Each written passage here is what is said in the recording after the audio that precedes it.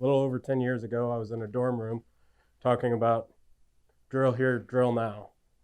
That young kid would never imagine he's sitting here at BG to do sustainable energy research. But it was because of that conversation that I realized that oil is finite. And the interesting thing is not only that it's finite, but it is at the oil peak where demand goes outpaces supply. So it's not when we run out of oil that we have a problem. It's when we're at our highest production. And we're getting closer to that every day. Another important thing is that it has played a vital role in every war over the last 100 years. The Navy, the UK Navy, went to completely petroleum-powered ships 10 days before the Archduke of Ferdinand got shot. So in the 1920s, the United States knew that it was a national security issue to keep and maintain our petroleum supplies. Petroleum played a huge role in the defeat of Germany in both world wars, and a vital role in the reason that Pearl Harbor happened was because we were going to remove our oil from Japanese and the South Pacific oil fields. It got so bad in Nazi Germany that the first jet engine ever made was pulled onto the runway by a cow. Rommel said that the bravest men can do nothing without guns, and guns nothing without plenty of ammunition. And neither guns nor ammunition are of much use in mobile warfare unless the vehicles have sufficient petroleum to run them. So the problem is that we aren't equipping our scientists to solve this issue. The energy research in the United States is highly competitive. I'm talking with professors and compared it to a pool of piranhas. He just laughed, said that's about right. So what would happen if we actually dedicated ourselves to solving this problem? Well, we've done that 2 times in our history with scientific problems. The first being the Manhattan Project, which was so great of an accomplishment that when Heisenberg heard about the bomb going off, he said it would have taken 120,000 people cooperating together to accomplish this. And then the second was about 20 years later with the space race and putting a man on the moon. So what I propose is a 10-cent national gas tax. So it costs the average American $10 to $50 a year, less than $1 a week. It would triple our Department of Energy's research money, and it would add $14 billion to scientific funding in this area. So what kind of science would we be able to fund? One of the biggest areas of research is in water splitting and CO2 reduction, which is basically making artificial fuels from sunlight and carbon dioxide, balancing the carbon cycle. And we do this through materials by design and nanotechnology. One of the other areas that I think has a lot of promise is in using light itself to transfer energy around the world in the same way that we use metals to transfer electricity. So the reason that might be good is because light travels 93 million miles to Earth, and it doesn't lose very much energy. It travels through a vacuum, travels linearly.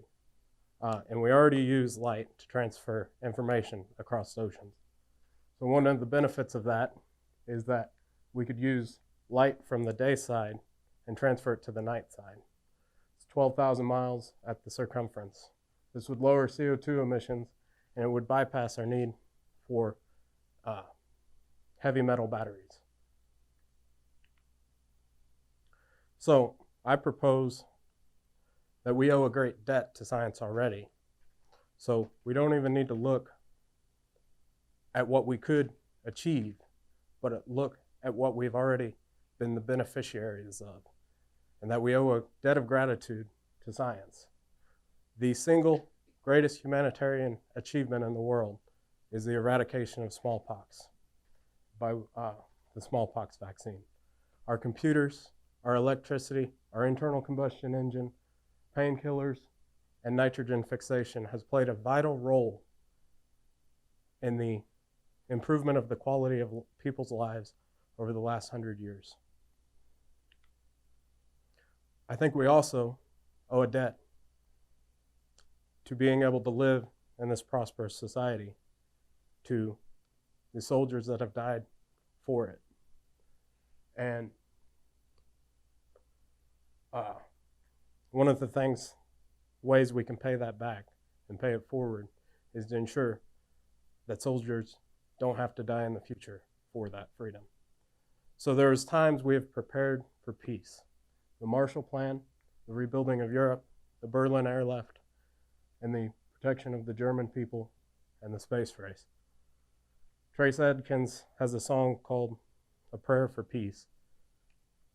And ultimately, the end of it says that the soldiers can't come home until the last shot's fired.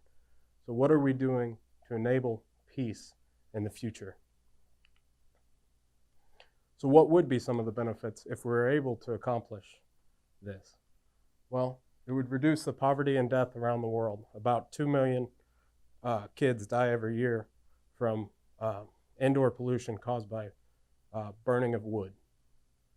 It would increase quality of life around the world. It would lessen the need for troops in the Middle East and prevent wars over oil. It would fuel our economy, and it would reduce the need for fracking. Another added benefit is one of the first things that we need to do when we get to Mars is be able to have a rocket fuel that'll allow us to get back. And Teddy Roosevelt said that if we want glory, we have to be willing to make sacrifice and use high courage. So why don't we? The answer and the problem with science is that none of it's guaranteed. We don't know what research will work. We don't know how much it's going to cost. We don't know how long it's going to take. But that's why we need to move forward with faith. Martin Luther King said faith is taking the first step on a staircase and not seeing the end of it. I propose that one of the greatest things about the American spirit is that we were constantly trying to make a better country and a better world.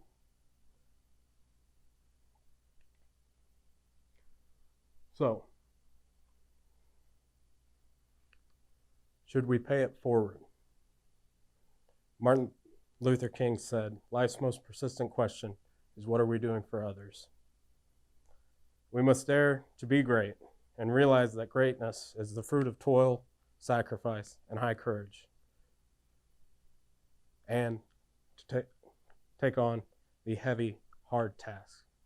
We do these things not because they are easy, but because they are hard.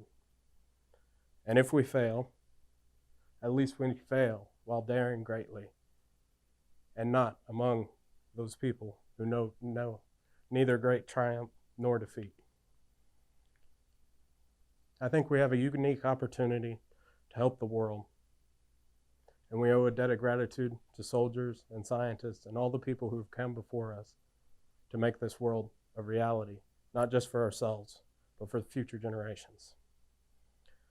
And this is how we honor the people that have come before us, and we are ennobled by the very attempt at it.